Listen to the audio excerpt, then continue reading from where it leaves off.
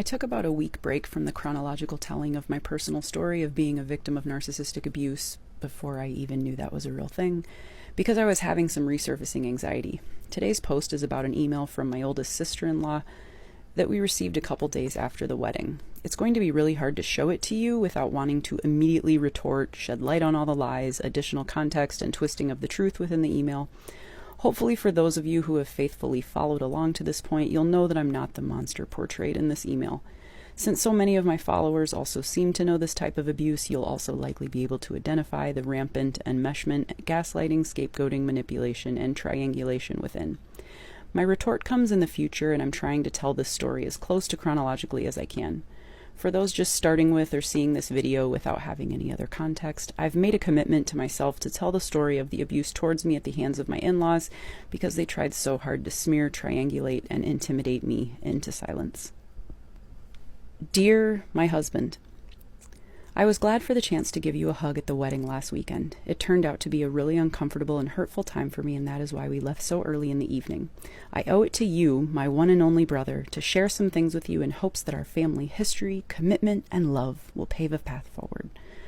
The ongoing conflict with Bethany feels really overblown at this point, and something needs to be done to change things. Bethany has either ignored me or left confrontational and angry messages for over a year now. Our family has visited the Twin Cities 3 times and have been kept away from seeing you and your girls. This is super painful for me especially, but also hurtful for my husband, my kids, and Mom. I tried to check in to see if Bethany was going to be okay with seeing us at the wedding, since I hadn't heard anything one way or the other for 6 months, and you told me she would be fine. She obviously isn't fine with me and communicated with Mom just prior to the wedding about our ongoing conflict and the apology that she was waiting for from me before she would ever consider having a normal relationship again. I tried to talk with you both at the wedding, and she essentially turned and walked away from me. I heard you say at that moment that you do want to move on, and I appreciate that, brother. Bethany, however, has not wanted to move on this whole year, and seeing her so happy and eager to talk to everyone at the wedding besides me was unbearable.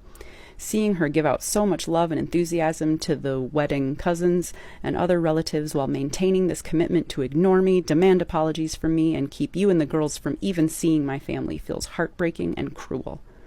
Throughout this whole conflict, I have tried to express that I love you both. I am committed to you both as members of my immediate family and a desire to move on.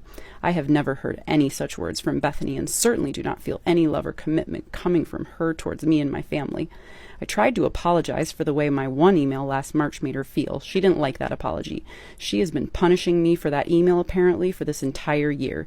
This has been very hurtful and shouldn't go on. We need a resolution and to find a way to move forward. Continuing on, we left off at, we need to find a resolution and a way to move forward. We are family. You are my immediate family, and I feel like she put me in a box as a villain. We are not willing to make plans to go to Wildwood together this summer if there is not a resolution to this conflict and a commitment to move forward in love. I would not be capable of enjoying a vacation together with this conflict the way it is. Our trip to Wildwood is something that I've been looking forward to for a long time, and I know it will be a very treasured and sentimental trip thinking about Dad and the place he loved. It would be unbearable for me to go there if Bethany was going to ignore me and hate me. Mom and middle sister-in-law feel the same way. The trip to Wildwood should be something we all look forward to. I sense that Bethany is holding on to specific things that were said last year, but has not been open to hearing from Mom or me about our perspectives. The one intense and hurtful conversation last year was an explosive culmination of Grandma and Grandpa's deaths, Dad's unexpected death, a month of difficult funeral planning, the holidays, 2 months of moving Mom out of another home in another state, some mental health swings, and a lot of grief that maybe didn't even get a chance to work itself out. I think that a path forward is to have a few counseling sessions as a family with a grief counselor. Mom is connected to a grief counseling clinic and could find someone easily. I think we really need a mediated conversation among many of us. Mom, Bethy, you, me, middle sister-in-law, maybe both of the husbands of the sister-in-laws. This conflict is not going away on its own and is only getting worse and more painful the longer it goes on. It has also not been fruitful for Mom and me to work out the conflict with Bethy on our own. I think a counselor mediator is needed for us to be able to hear everyone's perspectives and find some common ground. Please let me know what you think, brother. You're my only brother and I love you so much. I wish the best for our family. So much changed when Dad died. I miss him so much. This weekend I really felt the loss of Dad, but also Grandma, Grandpa, you, Bethy, and my daughters. It feels like I lost so many in such a short time. I'm holding out hope that the Kirks that are left can move forward and come out on the other side, still together and still committed to loving and caring for each other. I look forward to hearing your thoughts. Love, oldest sister-in-law.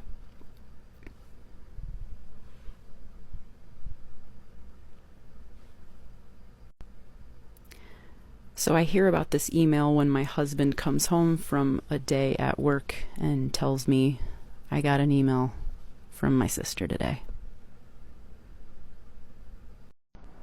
This little bit I might not even post because it doesn't technically matter with the trajectory of the story, but it's still part of the story. So I'll continue while I'm waiting for my lunch to warm up. Another side note, this little thing right here. So my husband got this for me for my birthday, as well as another little like setup to make my sounds better. He knows that I'm TikToking about this stuff. He knows that I'm not using names, other identifiers, but he knows I'm talking about it. And so when he gave it to me, I was like, you wouldn't be encouraging my TikToking, would you? He kind of grinned and was like, I just know you're enjoying it and I want it to be as good as you want it to be. So anyway, so little small stuff. So we just got that email from mother-in-law acting like nothing happened at the wedding, acting like she has no idea that sister-in-law sent that email a couple days earlier. So mother-in-law sent the email, can I come hang out? Husband doesn't respond to that email. Mother-in-law then texts my husband the next day.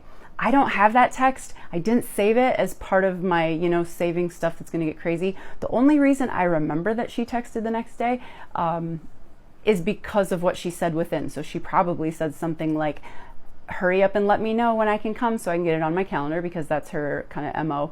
But the reason that I remember the text without having it is because she said, I'm going to bring down some crafts for the girls to work on to give to Bethy. And that's why I remember it, because that had made me upset, just because it sort of implied that I felt like she's trying to pull the wool over my husband and my eyes, maybe, that she hates me. She hates me. I mean, she told me at the kitchen table confrontation twice that there's a laundry list of things she hates about me. She said it. I know she hates me. And so, but I love your wife, so I'm bringing Mother's Day crafts. And I also, it had triggered me, if you will, because my daughters made me Mother's Day gifts. They picked things out. They made it for me. They gave it to me. So to me, I'm maybe being too sensitive here, but for her to say that and for me to remember it, I remember thinking, so my daughters, they're going to now feel like, oh, our gift for Mom must not have been enough because grandma brought this one. And there's just so many other things wrong with her emailing and then texting again to hang out. It's like, we just went through this with the whole Mother's Day thing. You texted, emailed. Did that end up well?